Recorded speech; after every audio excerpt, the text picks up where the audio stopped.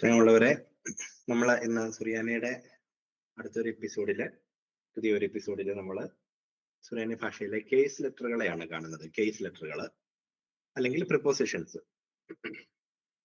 നമുക്ക് ഇന്ന് പ്രിപ്പോസിഷൻസ് ഏതൊക്കെയാണെന്നും അതിന്റെ അർത്ഥങ്ങൾ എന്താണെന്നും ഉള്ളത് വിശദമായിട്ട് നമുക്കൊന്ന് കാണാം. നമുക്ക് സുറിയാനി ഭാഷയിൽ പ്രധാനമായിട്ടും 4 പ്രിപ്പോസിഷൻസ് ആണ് ഉപയോഗിക്കുന്നത്, അല്ലെങ്കിൽ കേസ് ലെറ്ററുകളാണ് ഉപയോഗിക്കുന്നത്. ആ കേസ് ലെറ്ററുകൾ ഏതാണ് എന്നുള്ളത് നമുക്ക് ഓരോന്നായിട്ട് കാണാം. ഒന്നാമത്തെ കേസ് ലെറ്റർ ബേസ്. സുറിയാനി ഭാഷയിലെ ബേസ് എന്ന് പറയുന്നതാണ്. അതിന്റെ അർത്ഥങ്ങള് വിത്ത്, ഇന്ന്, അറ്റ്, ബൈ, ത്രൂ, ഓൺ. ഇങ്ങനെ പല അർത്ഥങ്ങള് ബേസ് എന്ന് പറയുന്ന അക്ഷരത്തിന് നൽകാറുണ്ട്. രണ്ടാമത്തെ ഒരു പ്രപ്പോസിഷൻ അത് ദാലസ് ആണ്. ദാലസ്, സുറിയാനി ഭാഷയിലെ ദാലസ്. അതിന് പ്രധാനമായിട്ടും നമ്മൾ ഒരു അർത്ഥമാണ് ഉപയോഗിക്കുന്നത്. ഓഫ് എന്ന് പറയുന്ന ഒരു അർത്ഥമാണ് ഉപയോഗിക്കുന്നത് പ്രധാനമായിട്ടും. എന്നാൽ അത് കൂടാതെ ഇതിന് റിലേറ്റീവ് പ്രൊനൗൺ എന്ന് പറയുന്ന ഒരു പ്രയോഗം കൂടി നൽകാറുണ്ട്. റിലേറ്റീവ് പ്രൊനൗൺ നമുക്കറിയാവുന്ന പലതരത്തിലുള്ള റിലേറ്റീവ് പ്രൊനൗൺസ് ഉണ്ട്. ഇംഗ്ലീഷിൽ നമ്മൾ ഉപയോഗിക്കുന്ന relative pronouns which, who, that, for, because, therefore. ഇങ്ങനെയുള്ള പലതരത്തിലുള്ള റിലേറ്റീവ് പ്രൊനൗൺസ് നമ്മൾ ഉപയോഗിക്കാറുണ്ട്. ഇതിന്റെ ഉപയോഗം എങ്ങനെയാണ് വരുന്നതെന്ന് പറഞ്ഞാൽ, സാധാരണയായിട്ട് ഞാൻ ഉദാഹരണം പറയാം. നമ്മളിപ്പോൾ ആവൂൻ ദിവസ്മയ്യ എന്ന് പറഞ്ഞാൽ സ്വർഗസ്നായ പിതാവിന്റെ ആവൂന്റെ വസ്മയ്യ എന്ന് പറയുന്ന പ്രാർത്ഥന എടുക്കുകയാണെന്ന് വിചാരിക്കുക. അവിടെ വസ്മയ്യ, അപ്പൊ അവിടെ വസ്മയ്യ എന്ന് പറയുന്നതിന്റെ അകത്ത് സ്മയ്യ എന്ന് പറയുന്നതാണ് ഹെവൻ എന്ന് പറയുന്ന വാക്ക്. സ്മയ്യ ഞാനത് എഴുതി കാണിക്കാം.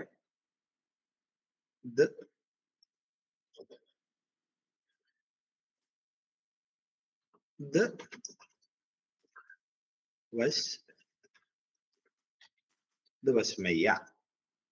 അപ്പോൾ ഞാനിവിടെ ഹൈലൈറ്റ് ചെയ്ത് കാണിക്കുന്ന ഇത് രണ്ടും പ്രിപ്പോസിഷൻസ് ആണ്. പക്ഷെ ഇവിടെ സ്മയ്യ എന്ന് പറയുന്നതായിരിക്കും ഇവിടുത്തെ നൗണ്. സ്മയ്യ ആയിരിക്കും ഇവിടുത്തെ നൗണ്. ബാക്കി 2 അക്ഷരങ്ങൾ പ്രിപ്പോസിഷൻസ് ആണ്. പക്ഷെ ഇവിടെ നമ്മൾ പരിശോധിച്ച് നോക്കിയാല് ബേസ് ആണ് യഥാർത്ഥത്തിൽ ഒരു പ്രിപ്പോസിഷന്റെ സ്ഥാനത്ത് നിൽക്കുന്നത്. അതിന്റെ അർത്ഥം ഇൻ എന്ന് വരും. സ്മയ്യ ഹെവൻ ആണെങ്കിൽ ഇൻ ഹെവൻ എന്ന് ഇതിന്റെ അർത്ഥം വരും. അപ്പോൾ അതിന് തൊട്ട് മുമ്പ് വീണ്ടും ഒരു ദാലസ് പ്രിപ്പോസിഷൻ വരുന്നുണ്ട്. അപ്പോൾ നമ്മൾ അതിനെ ഓഫ് ഇൻ ഹെവൻ എന്ന് നമ്മൾ പൊതുവെ പറയാറില്ല. അപ്പോൾ ഈ ദാലസ് ഇവിടെ റിലേറ്റീവ് പ്രൊനൗണിന്റെ റോൾ എടുക്കും. അപ്പോൾ വസ്മയ്യ എന്ന് പറയുന്നതിനെ ആവൂൻ എന്ന് പറയുന്നതിന് ശേഷമാണ് വസ്മയ്യ വരുന്നത്. അതുകൊണ്ട് ആവൂൻ ഒരു വ്യക്തി ആയതുകൊണ്ട്, ഞങ്ങളുടെ കർത്താവെ എന്ന് പറയുന്ന വാക്കായതുകൊണ്ട് പിന്നെ എടുക്കുന്ന പ്രപ്പോസിഷൻ അവിടുത്തെ റിലേറ്റീവ് പ്രൊനൗൺ ഹു എന്ന് പറയുന്നതായിരിക്കും. അപ്പോൾ ദാലസിന്റെ ഇവിടുത്തെ റോള് ഹു എന്ന് പറയുന്ന റിലേറ്റീവ് പ്രൊനൗൺ ആയിരിക്കും. അങ്ങനെ വരുമ്പോൾ ഇതിന്റെ അർത്ഥം ഹു ഇൻ ഹെവൻ എന്നാകും. ഹു ഇൻ ഹെവൻ എന്ന് പറയുന്ന മീനിങ് ആയിരിക്കും ഇവിടെ വരുന്നത്. Who in heaven. അപ്പോൾ സ്വാഭാവികമായിട്ടും ദാലസ് ഇവിടെ ഹു എന്ന്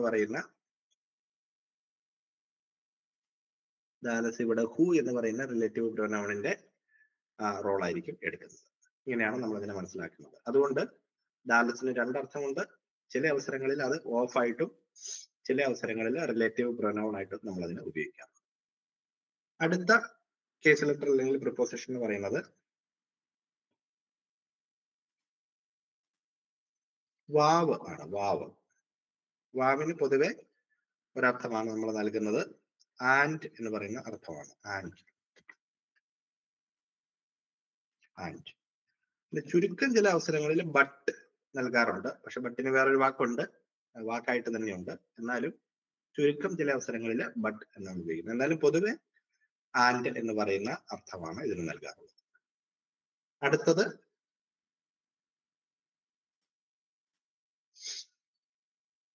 ലാമതാണ്. ലാമതിന് പൊതുവെ നൽകാറുള്ള അർത്ഥങ്ങള് ടു, ടുവേർഡ്സ്, ഫോർ തുടങ്ങിയ അർത്ഥങ്ങളാണ് പൊതുവെ ലാമതിന് നൽകാറുള്ളത്. അപ്പോൾ ഇപ്രകാരം നമുക്ക് സുറിയാനി ഭാഷയിൽ 4 പ്രിപ്പോസിഷൻസ്. ഇതിനെ നമുക്ക് പൊതുവെ ഒരു പേര് വിളിക്കാം, ബദോൽ എന്ന് പേര് വിളിക്കാം. ബദോല്, ബേസ്, ദാലസ്, വാവ്, ലാമത് എന്നീ അക്ഷരങ്ങൾ വരുന്നത് കൊണ്ട് അതിനെ എല്ലാത്തിനെയും കൂടെ ചേർത്ത് നിർത്തി ബദോല് എന്ന് പറയുന്ന ഒരു പേര് നമുക്ക് ഇതിനെ വിളിക്കാം. അപ്പോൾ ഓരോന്നിന്റെ അർത്ഥങ്ങൾ നിങ്ങൾക്ക് ഇപ്പോൾ പിടികിട്ടി എന്ന് വിചാരിക്കുന്നു. ബേസിന്റെ അർത്ഥം വിത്ത്, ഇന്ന്, അറ്റ്, ബൈ, ത്രൂ, ഓർ ഇതെല്ലാം വരും. ദാലസിന് ഓഫ്, അതുപോലെ തന്നെ റിലേറ്റീവ് പ്രൊനൗൺ ആയിട്ട് ഉപയോഗിക്കാറുണ്ട്. വാവ്, ആൻഡ്, ലാമത്, ടു അല്ലെങ്കിൽ ടുവേഴ്സ്, ഫോർ തുടങ്ങിയ അർത്ഥങ്ങൾ. ഇനി നമുക്ക് ഇവ എങ്ങനെയാണ് ഓരോ വാക്കിലും പ്രയോഗിക്കുന്നത് അതും കൂടെ നമുക്കൊന്ന് കണ്ടുപോകേണ്ടതുണ്ട്. ഇപ്പോൾ ഉദാഹരണത്തിന് ഞാൻ ഒരു വാക്ക് എഴുതുകയാണ്, ബൈത്ത.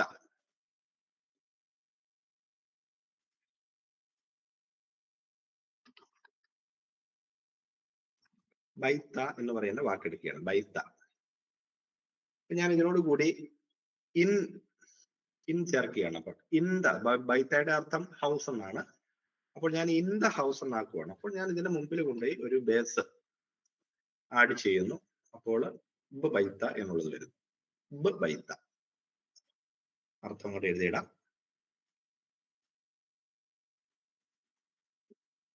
In the house, in the house, ബ് ബൈത്ത.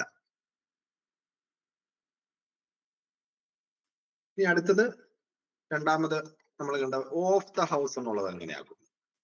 Of the house, of the house വരുമ്പോൾ ഇതേ ബൈത്ത എഴുതുന്നു, ബൈത്ത വരുന്നു. അതിനു മുമ്പ് ദാലസ് നമ്മൾ കൊണ്ടുവച്ചു.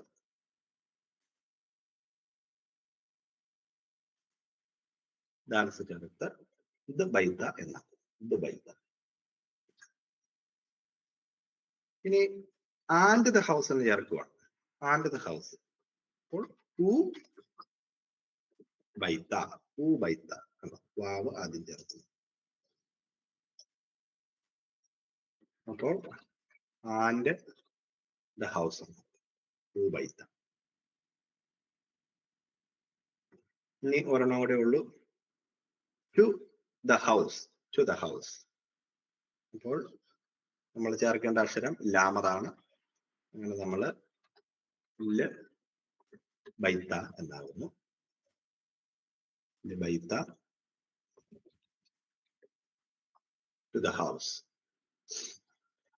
അപ്പോൾ 4 പ്രിപ്പോസിഷൻസ് അല്ലെങ്കിൽ കേസ് ലെറ്ററുകൾ ചേർത്ത് നമ്മൾ എഴുതിയിരിക്കുകയാണെങ്കിൽ ഇവിടുത്തെ നമ്മുടെ ഒറിജിനൽ വാക്ക് എന്ന് പറയുന്നത് ബൈത്തായാണ്. എല്ലായിടത്തെയും ഒറിജിനൽ വാക്കുകൾ ഒന്ന് ഹൈലൈറ്റ് ചെയ്ത് കാണിക്കാം. ഒറിജിനൽ വാക്ക് ബൈത്തായാണ്. ഇവയോട് ചേർത്ത് ഓരോ പ്രിപ്പോസിഷൻസ് ചേർക്കുവാണെങ്കിൽ ബേസ് ചേർത്ത് ഇൻ ദ ഹൗസ് എന്നാക്കുന്നു, ദാലസ് ചേർത്ത് ഓഫ് ദ ഹൗസ് എന്നാക്കുന്നു, വാവ് ചേർത്ത് ആൻഡ് ദ ഹൗസ് എന്നാക്കുന്നു, ലാമത് ചേർത്ത് ടു ദ ഹൗസ് എന്നാക്കുന്നു. അപ്പോൾ ഇത്രയേ ഉള്ളൂ പ്രധാനമായിട്ടും പ്രിപ്പോസിഷൻസിനെ കുറിച്ച് നമ്മൾ പറയും. ഇനി നമ്മൾ ഓരോ വാക്കുകളിൽ ഇത് ഇൻസേർട്ട് ചെയ്യുകയാണ് ചെയ്യുന്നത്. പക്ഷെ ഇങ്ങനെ ചേർക്കുമ്പോൾ നമുക്ക് ഇനി ശ്രദ്ധിക്കേണ്ടതായിട്ടുള്ള മറ്റൊരു പ്രധാനപ്പെട്ട കാര്യത്തെ കുറിച്ചാണ് നമ്മൾ ഇനി കാണാൻ പോകുന്നത്. അപ്പൊ ഞാൻ ആദ്യം നമ്മുടെ നോർമലായിട്ട് ബൈത്ത തന്നെ എഴുതുകയാണ്, ബൈത്ത. ഇനി ബൈത്ത എന്ന് പറയുന്ന ഒരു നമ്മുടെ പ്രിപ്പോസിഷൻസിൽ ഒരെണ്ണം മാത്രം എടുത്ത് അത് പല മോഡൽ വാക്കുകളോട് എങ്ങനെ ചേർക്കുന്നു എന്നുള്ളതാണ് നമ്മൾ കാണാൻ പോകുന്നത്. അപ്പോൾ ഒന്നാമത്തെ വാക്കായിട്ട് നമ്മൾ ബൈത്ത തന്നെ എടുക്കുകയാണ്, ബൈത്ത. അപ്പോൾ ഇതിനോട് ഞാൻ ഇനി ബേസ് മാത്രമേ ചേർക്കുന്നുള്ളൂ. ഇതുപോലെ പല വാക്കുകൾ കാണാൻ പോവാണ്, ബൈത്ത പോലെ പല വാക്കുകൾ. അപ്പോൾ ആദ്യം ബേസ് ചേർക്കുകയാണ്. ബേസ്. ഇതിനോട് ബേസ് ചേർക്കുമ്പോൾ ബ ബൈത്ത എന്ന് പറഞ്ഞു കിട്ടും. നമുക്ക് അതിന്റെ അർത്ഥം നമ്മൾ തൊട്ട് മുമ്പൊന്ന് കണ്ടായിരുന്നു. ഇൻ ദ ഹൗസ് എന്ന് കിട്ടുന്നു. ഇൻ ദ ഹൗസ് ബ ബൈത്ത. അപ്പോൾ ഇവിടെ നമ്മൾ ശ്രദ്ധിക്കേണ്ട ഒരു കാര്യം, ഇവിടെ ഒറിജിനൽ വാക്ക് എന്ന് പറയുന്നത് ബൈത്തായാണ്. ഈ ബൈത്തായുടെ ഇപ്പൊ ഞാൻ ഹൈലൈറ്റ് ചെയ്തിരിക്കുന്ന ഭാഗത്തില് ആദ്യത്തെ അക്ഷരം ബേസ് ആണല്ലോ. ഹൈലൈറ്റ് ചെയ്തിരിക്കുന്നതിന്റെ അകത്തെ ആദ്യത്തേത്, അതായത് ഹൗസ് എന്ന് പറയുന്ന വാക്കിലെ ബൈത്തായുടെ ആദ്യത്തെ വാക്ക് ബേസ് ആണ്. ബേസിന് ഇവിടെ വവ്വലുണ്ട്. ഒറിജിനലി ആ വാക്കിന്റെ ബേസിന് വവ്വലുണ്ട്. അതുകൊണ്ടാണ് ചേർത്ത പ്രിപ്പോസിഷന് വേറെ വവ്വലുകൾ ഇടാതെ തന്നെ ബ ബൈത്ത എന്ന് പറയുന്നത്. എന്നാൽ വേറെ ചില വാക്കുകൾക്ക് ആദ്യത്തെ അക്ഷരമാറ്റത്തിന് വവ്വൽ ഉണ്ടാവുകയില്ല. അതാണ് രണ്ടാമത്തെ നോട്ട് ചെയ്യേണ്ട ഒരു കാര്യം. ഞാനിപ്പോ ഒരു വാക്ക് എഴുതുകയാണ്, സ്മ. സ്മ എന്ന് പറയുന്ന വാക്ക് എഴുതുകയാണ്, സ്മ. അപ്പോൾ ഈ വാക്ക് ഹൈലൈറ്റ് ചെയ്തെടുക്കുകയാണെങ്കിൽ ആദ്യത്തെ വാക്ക് ഷിന്നാണ്. ഷിന്ന്. ഷിന്നിനെ ശ്രദ്ധിച്ചാൽ മനസ്സിലാവും വവ്വലില്ല. വവ്വലില്ല. അപ്പോൾ അതിനോടുകൂടി ഞാനിനി ഒരു പ്രിപ്പോസിഷൻ ബേസ് ചേർക്കുകയാണ്. ബേസ് ചേർക്കുമ്പോൾ അടുപ്പിച്ച് രണ്ട് വാക്കുകൾ വവ്വലില്ലാതെ വരും. അത് ഒഴിവാക്കാനായിട്ട്, അപ്പോൾ ഉച്ചരിക്കാൻ നമുക്ക് അല്പം ബുദ്ധിമുട്ടുണ്ട്, അത് ഒഴിവാക്കാനായിട്ട് നമ്മൾ ചേർക്കുന്ന പ്രിപ്പോസിഷന് ആ വവ്വൽ ഇട്ട് കൊടുക്കും. അപ്പോൾ അതിന്റെ ഉച്ചാരണം മാറും. സ്മ എന്ന് വെച്ച് കഴിഞ്ഞാൽ ബ്ലഡ് എന്നാണ്. ബ്ലഡ്, രക്തം. രക്തത്തിന്റെ വാക്കാണ് സ്മ. സോറി, സ്മ എന്ന് വെച്ചാൽ നെയിം ആണ്. നെയിം, ബ്ലഡ് അല്ല, അത് ദുമായാണ്. സ്മ എന്ന് വെച്ച് കഴിഞ്ഞാൽ നെയിം ആണ്. നെയിം. അപ്പോൾ ഇതിന്റെ അർത്ഥം ഇൻ ദ നെയിം എന്നായി. In the name, in the name. അപ്പോൾ ഇവിടെ വന്നൊരു മാറ്റം, ഒറിജിനൽ വാക്ക് സ്മയാണ്. അവിടെ ആദ്യത്തെ അക്ഷരമായ ഷിന്നിന് വവ്വലില്ല. അപ്പോൾ സ്വാഭാവികമായിട്ടും ഉച്ചാരണത്തിന്റെ എളുപ്പത്തിന് വേണ്ടി നമ്മൾ ചേർത്ത പ്രിപ്പോസിഷന് ആ വവ്വല ഇട്ട് കൊടുത്തു. അതാണ് ഇതിനകത്തെ പ്രധാനപ്പെട്ട കാര്യം. ഇപ്പോൾ ഞാൻ ഹൈലൈറ്റ് ചെയ്തിരിക്കുന്നതാണ്, നമ്മൾ ചേർത്ത പ്രപ്പോസിഷന് നമ്മൾ ആ വവ്വല ഇട്ട് കൊടുത്ത് അതിന് ഉച്ചാരണമാക്കി നമ്മൾ മുന്നോട്ട് പോകും.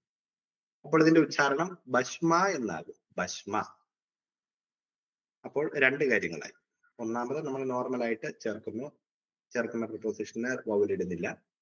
രണ്ടാമത്തേത് ചേർക്കുന്ന പ്രപ്പോസിഷന് ഒരു വവ്വൽ ഇട്ട് കൊടുക്കേണ്ടി വരുന്നു. കാരണം ഒറിജിനൽ വാക്കായ സ്മായിക്ക് അവിടെ വവ്വല് ഇല്ലാത്തതുകൊണ്ട്, സ്മായിലെ ഷിന്നിന് വവ്വൽ ഇല്ലാത്തതുകൊണ്ട്. ഇനി മറ്റൊരു സാധ്യതയുണ്ട്. രണ്ട് പ്രിപ്പോസിഷൻസ് ചിലപ്പോൾ നമ്മൾ ചേർക്കേണ്ടി വരും. ഉദാഹരണത്തിന് ആൻഡ് ടു ദ ഹൗസ് എന്നുള്ളൊരു പ്രയോഗം വരുമെന്ന് വിചാരിക്കുക. And to the house. അപ്പോൾ ആൻഡിൻ്റെത് നമുക്കറിയാം, നമ്മൾ കണ്ടതാണ്, വാവാണ്. ആൻഡിന്റെ വാവ് ഇട്ടു, ടൂവിന്റെ ലാമതിട്ടു, പിന്നെ നമ്മൾ ബൈത്തായും കൂടി എഴുതുകയാണ്. ബൈത്ത.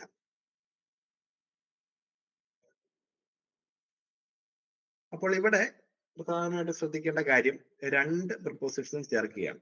ഇതിന്റെ അർത്ഥം നമ്മൾ ആൻഡ് ടു ദ ഹൗസ് എന്ന് വരും. ആൻഡ് ടു ദ ഹൗസ്, ഇതാണ് ഇതിന്റെ അർത്ഥം. ഓക്കെ. അപ്പൊ നമുക്ക് ഇങ്ങനെ വരുമ്പോൾ ഒരു ചെറിയൊരു പ്രശ്നമുണ്ട്. കാരണം തുടക്കത്തിൽ തന്നെ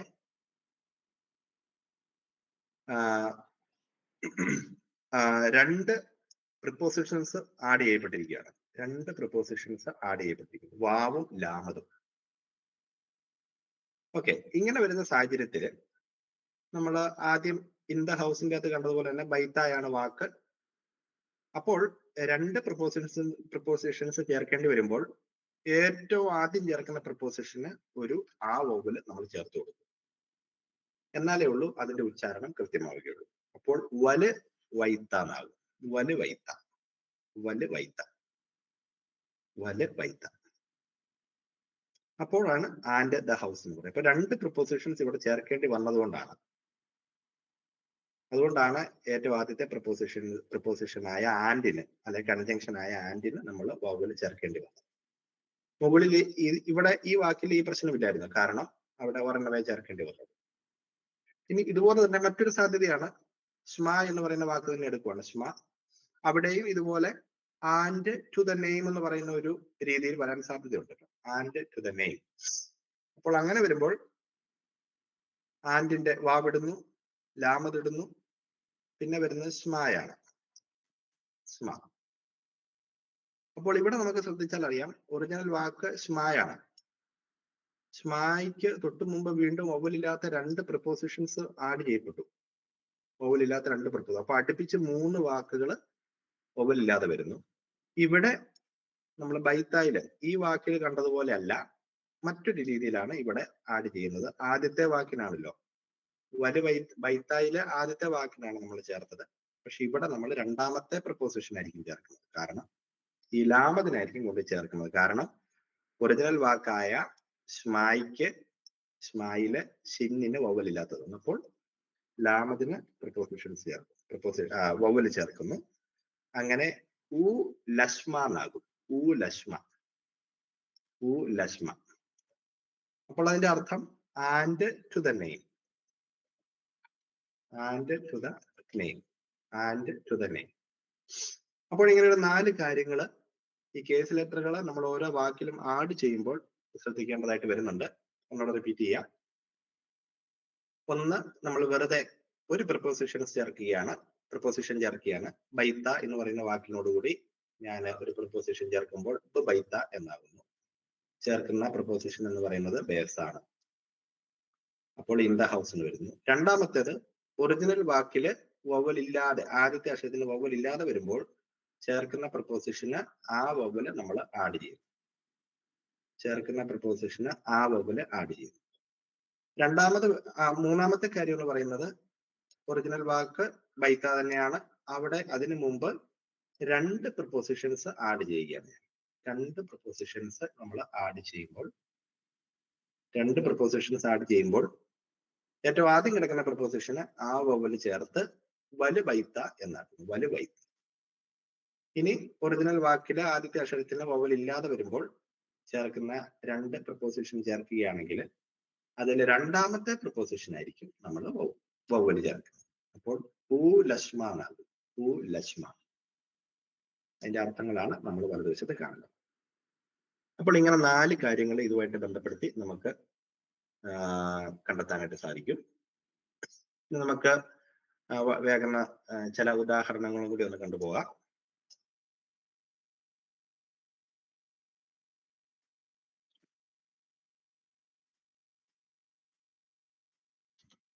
ഓക്കെ, ഞാൻ ചില വാക്കുകൾ ടൈപ്പ് ചെയ്ത് വെക്കാം. അതിനുശേഷം അവയുടെ അർത്ഥം വലതുവശത്ത് കാണിക്കാം. ഇത് ല് പൂമ എന്നുള്ള വാക്കാണ്. ല് പൂമ. ഒറിജിനൽ വാക്ക് പൂമയാണ്. അതിന്റെ അർത്ഥം മൗത്ത് എന്നാണ്. അതിന് വവ്വലുണ്ട്. പേയുടെ വവ്വലാണ് ഊ കിടക്കുന്നത്. അതുകൊണ്ട് ലാമതിന് ചേർക്കുന്നില്ല. അപ്പോൾ ല് പൂമ എന്ന് വെച്ച് കഴിഞ്ഞാൽ ടു ദ മൗത്ത് എന്നാണ്. To the mouth.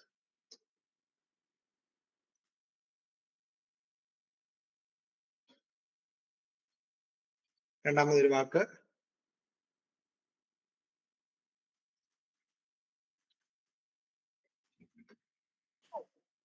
റൂഹ. റൂഹ വാക്ക് ഇവിടെ റൂഹ എന്നുള്ളതാണ്.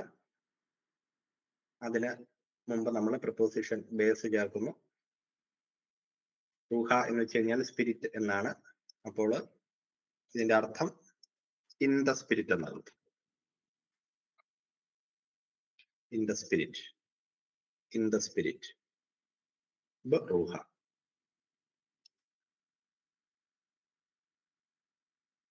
ഓക്കെ, അടുത്തതായിട്ടൊരു നമ്മൾ സാധാരണ പ്രാർത്ഥനകളുടെ അവസാനം ചെല്ലുന്ന പിതാവിനും പുത്രനും പരിശുദ്ധാത്മാവിനും സർവേശ്വര എന്നൊക്കെ പറയുന്ന glory to God, glory to the father and the son and the holy spirit എന്ന് പറയുന്ന ആ വാക്ക് ഒന്ന്, ആ സെന്റൻസ് ഒന്ന് ടൈപ്പ് ചെയ്യുവാണ്. ആ സെന്റൻസ് മൊത്തത്തിലായിട്ട്.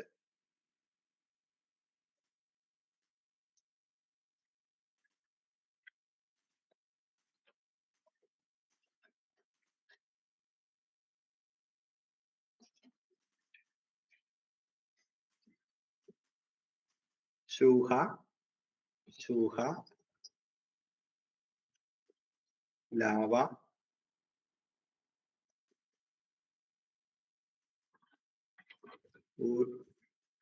ലൗറ, വല്, റൂഹ,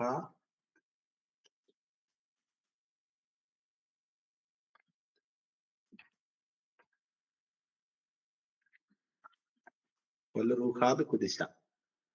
ഷൂഹ, ലാവ, ലൗറ, വൽ റൂഹാദ് കുദിശ.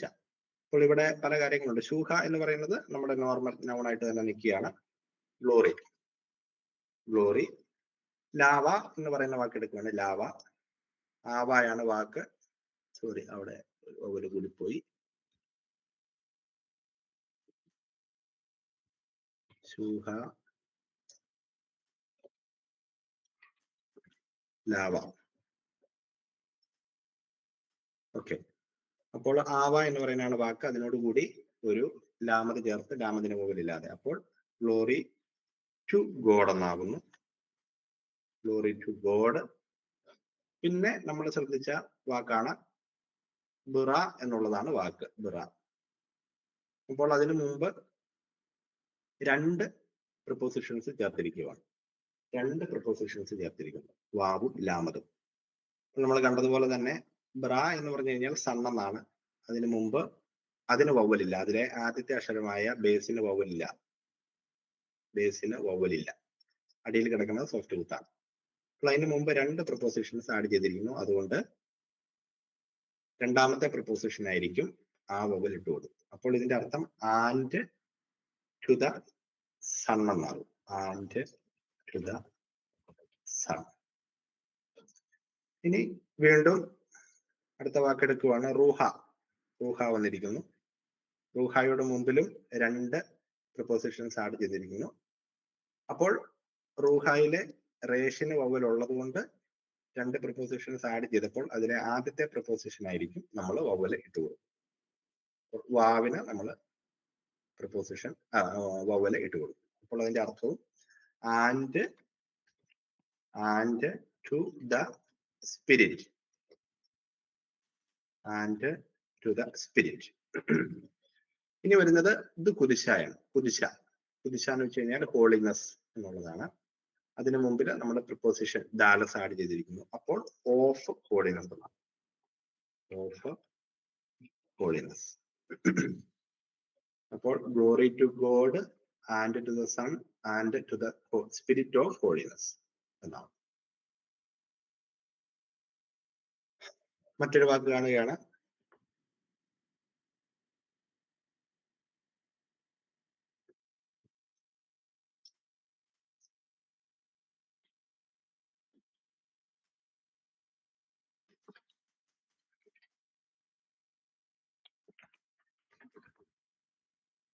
ലാലാഹ. ആലാഹ എന്നുള്ളതാണ് നമ്മുടെ വാക്ക്. ആലാഹയുടെ മുമ്പ് ലാമത് ചേർത്ത് ലാലാഹ എന്നാക്കുന്നു. അതിനർത്ഥം ടു ദ ഗോഡ് എന്നാണ്. To the God.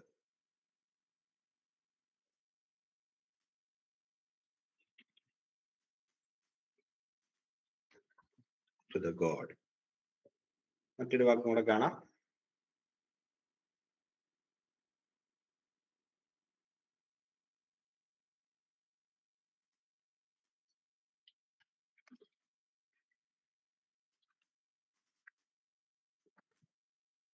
ഇത് വസ്മയ്യ. സ്മയ്യാണ് വാക്ക്. ഹെവൻ. അതിനു മുമ്പ് ഹെവനിന്റെ ആദ്യത്തെ അക്ഷരത്തിന് വവ്വലില്ല. അതുകൊണ്ട് ഇത് വസ്മയ്യ എന്ന് പറയുന്ന രണ്ട് പ്രപ്പോസിഷൻസ് ഇവിടെ ചേർത്തിരിക്കുന്നു. അപ്പോൾ അതിലെ രണ്ടാമത്തെ പ്രപ്പോസിഷനാണ് നമ്മൾ ആ വവ്വലിട്ട് കൊടുക്കുന്നത്. പക്ഷെ ഇവിടെ ദാലസിന്റെ പർപ്പസ് നമ്മൾ നേരത്തെ കണ്ടതുപോലെ തന്നെ റിലേറ്റീവ് പ്രൊനൗൺ എന്ന് പറയുന്ന പർപ്പസ് ആയിരിക്കും. അപ്പോൾ അതിനർത്ഥം ഹൂ ഇൻ ഹെവൻ എന്നാണ്. Who in heaven. Who in heaven എന്നാണ്. Who in heaven. ഓക്കെ. അപ്പൊ നമ്മള് കുറച്ച് വാക്കുകളായിട്ട് ഇപ്പൊ കണ്ടു. ഇനി ഒരു 3-4 അപ്പൊ നമുക്ക് ഇത്രയും മാത്രം ഇന്നത്തെ നിർത്താം. ഇങ്ങനെയാണ് നമ്മൾ പൊതുവെ ഉണ്ടാക്കുന്നത്. ഇനി വേണമെങ്കിൽ നമുക്ക് ചെറുതായിട്ട് എപ്രകാരമാണ് ഇംഗ്ലീഷിൽ നിന്ന് സുറിയാനിയിലേക്ക് അതും കൂടെ എഴുതുമ്പോൾ നമുക്ക് ഏകദേശം പിടികിട്ടും. ഞാൻ 3-4 ഉദാഹരണങ്ങൾ എഴുതിയിടാം. With the king to the lamp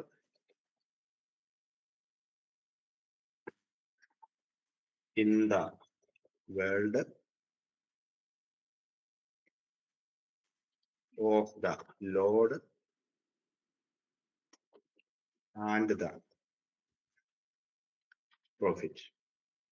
profit അപ്പോൾ ഈ വാക്കുകളുടെയും കൂടെ സുറിയാനി നമുക്ക് ഉണ്ടാക്കാം. വിത്ത് ദ കിങ് മൽക്കായാണ്. അപ്പോൾ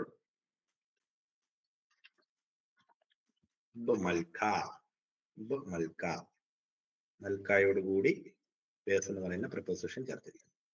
രണ്ടാമത്തെ ലാംബാണ്.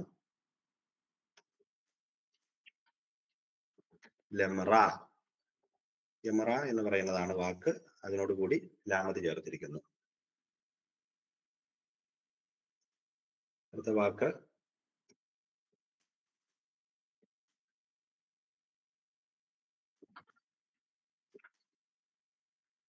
അൽമ. വേൾഡിന്റെ വാക്ക് അൽമയാണ്. ആൽമ എന്ന് എഴുതിയിരിക്കുന്നെങ്കിൽ അൽമ എന്നാണ് നമ്മൾ വായിക്കുന്നത്. അപ്പോൾ അത് ബൽമ എന്നാകും. ബൽമ. അടുത്ത് വരുന്നത് ഓഫ് ദ ലോർഡ് ആണ്. മറിയ എന്നുള്ളതാണ്. മാറിയ എന്നാണ് എഴുതിയിരിക്കുന്നത് എങ്കിലും മറിയ എന്നാണ് വായിക്കുന്നത്. ഇത് മറിയ എന്നാണ്. ഇത് മറിയ.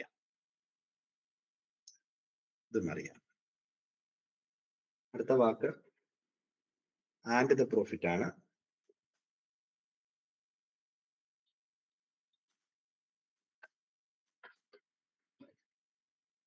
ലിവിയ എന്നുള്ളതാണ് വാക്ക്. അപ്പോൾ അവിടെ ആദ്യത്തെ അക്ഷരമായി മുന്നിന് വവ്വലില്ല. അതുകൊണ്ട് ചേർക്കുന്ന പ്രിപ്പോസിഷന് നമ്മൾ ആ വവ്വലിട്ട് കൊടുക്കുന്നു. അങ്ങനെ വൻവിയ എന്നാവും. വൻവിയ. ഓക്കെ. ഇപ്പോൾ നമുക്ക് ഏകദേശം പ്രിപ്പോസിഷൻസ് ചേർക്കുമ്പോൾ ഉണ്ടാകുന്ന രീതികളെ കുറിച്ച് ഐഡിയ ആയി എന്ന് വിചാരിക്കുന്നു. ഇനി നമുക്ക് പ്രൊനൗൺസിലോട്ട് കയറുകയാണ്. ഇപ്പോൾ പ്രിപ്പോസിഷൻസ് പൊതുവെ ഇത്ര മാത്രമേ ഉള്ളൂ. Okay, thank you.